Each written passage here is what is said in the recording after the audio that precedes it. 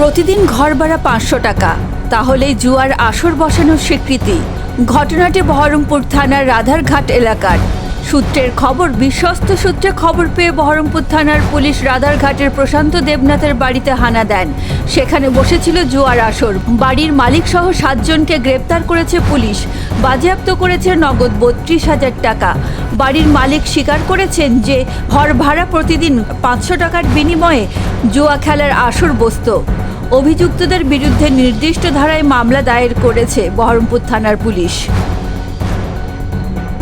বাল্যবিবাহ ও অপরিণত বয়সে মা হয়ে যাওয়ার লজ্জাজনক ছবিটা বদলাতে বদ্ধপরিকর মুর্শিদাবাদ জেলা প্রশাসন ও স্বেচ্ছাসেবী সংস্থা সিনি।